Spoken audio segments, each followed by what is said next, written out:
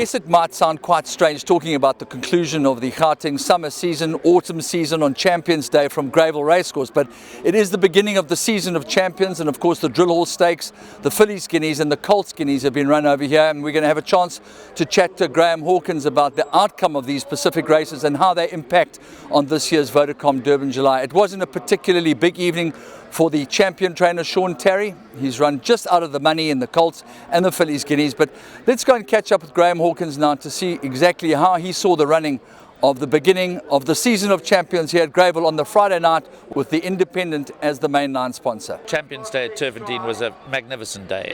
It's a day when we saw all of the best horses in the various categories staking their claims to further glory here in KwaZulu-Natal during Champions season, and we hope to see all of them down for the season at some point or another. Quite accidentally, we've run the Independent on Saturday on a Friday, thanks to Dion Delport, because Royal Durban Golf Club have a big golf day on the Saturday, and we wanted to sort of avoid a clash between the two events. As it's turned out, it's been fantastic. A wonderful evening, beautiful crowd, a wonderful opening ceremony, and I think the scene is set. With the kind of horses we've seen in action tonight, the scene is set for a fantastic champion season 2016. Well, all the focus certainly appeared to be on Legislate as far as the Drill Horse Stakes was concerned, but Johan Janssen van Vuren has learnt a few things from Jeff Woodruff, and obviously as a result of Noah from Goa's commendable performance in the Lawrence Queen's Plate and his run to Legal, he must have thought, I'm not coming for a change of climate. No, absolutely. At the risk of sounding like a wise critic after the event, I thought Legislate was completely the wrong price for a 1400 metre race at Greyville. He's opener. He's an older horse now. He's probably got his mind on a few other things. He did sweat up quite badly before the running of the race, and he didn't saddle up all that well. But it was a feather in the cap for the 3-year-olds. A New Predator came out. I thought they kind of handed it to him on a plate. They allowed Waishong to dictate a slow gallop. It didn't suit Ice Machine, but no excuses for those behind. New Predator put up a fantastic performance. Well done to Lawrence Verners. He's put a lot into the game. Fantastic to see him competing with success here. His filly Negro Mara ran third in the Daisy Fillies Guineas, and I think we'll see a lot more of her as well. But what a performance from Bella Bella. Yeah, it was interesting to hear Johan Janssen van Vuren's comments about Negra Mara, because he said that she's not 100% wound up because she's obviously had quite a tough campaign, but that the Woolhavington's her main mission, where she's going to come up against a filly called Bella Bella, who was super impressive. She was. I mean, she didn't have it easy in the straight. She had a bit of a rough passage up the straight, and all credit to Anthony for steering her way through the troubled waters, and in fact, in the end, won under the hands quite comfortably. I'm sure Silver Mountain will progress. That was certainly not her run. She seemed quite flat, possibly in need of the run. Her coat didn't look as I would have thought it might look, but I'm sure the Basses will get that all right. And I'm looking forward to the Woolhavington, because I think we've got an outstanding crop of 3-year-old fillies, and I'm really looking forward to seeing Bella Bella go head-to-head with Negra Mara and hopefully Silver Mountain in the Woolhavington 2000. But also the Daily News is shaping up to be a fantastic race. So, you know, obviously the horses are all trying to qualify. Black Arthur was nowhere on the top 25 on the Vodacom Durban July log. Notwithstanding that fact, they've been plunging on him all week from 50 to 1 into 12 to 1. For a horse that's not in the top 25 at that point, that's bravery, and of course their confidence was well placed in the CANON Guineas tonight. So it's that exciting time of the year when everything starts to happen. Some will fall by the wayside, some will put up their hands, some that you thought were obvious contenders will not make it to the big day, and others will progress very strongly over the next 2 months.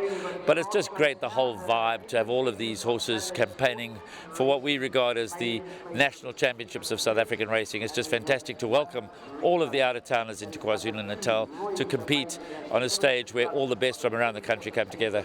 Rabada's going to go through, and Prospect Strike on the outside. Prospect Strike, Rabada on the inside. Celtic captain exit here. Also running on as red carpet captain. Mumbo Mime's getting into the race late. Rabada on the inside. Mumbo Mime, Prospect Strike. Baritones coming through powerfully now. Mumbo Mime and Rabada. Black Arthur exploding through. Black Arthur's coming at them all, and Black Arthur won it. Well, I think it's incredible to see the way the Vodacom Durban July betting has literally been turned on its head in 6 days, with the announcement that Legal Eagle is not a certain runner, because Sean Terry's got his reasons for that, and he's made it quite clear that he might go for the Champions Cup and leave French Navy to attack the Vodacom Durban July. These horses that have run today have done exactly what Teal did, what London News did, what Dancing Duel did, and all of these horses that have this 4 to 6 week prep into the Vodacom Durban July, South Africa's most famous thoroughbred horse race. Yeah, it's tough on the trainers to try and keep all of these horses going all the year round. There are expectations that these athletes should compete in Cape Town, then on the Highveld, then in KwaZulu-Natal, and it's a tough challenge. And I admire Sean Terry for coming out and saying that perhaps Legal Eagle is not best suited to the Vodacom Durban July. We'd love to have him here on the big day, but having said that, I have no doubt French Navy will be a very, very lively contender. He won the Daily News as a 3-year-old. He knows his way around Greyville, and I think he's had an ideal preparation coming into KwaZulu-Natal season, and obviously you've got to make sure that you keep the legs on the horses, and it's so I would imagine that Legal Eagle, who seems to be not just a Turvedine specialist, that would be doing him an injustice because he ran so well in Cape Town as well, but he likes the longer running, he's that kind of a horse, and it's Sean's responsibility to produce the best for the horse and to make the right decisions.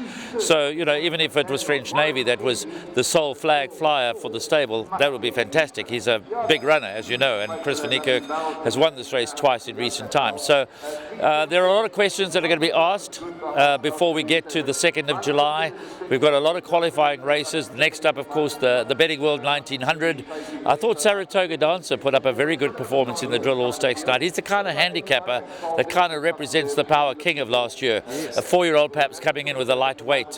He's probably still got a little bit more to do to qualify, but I think Duncan Hales has got him on the right road. So, you've got the proven class horses. It is a handicap, but that's what makes the Vodacom Durban July so intriguing. And so it will all unfold over the next couple of weeks, but it's just such a wonderful time of the year.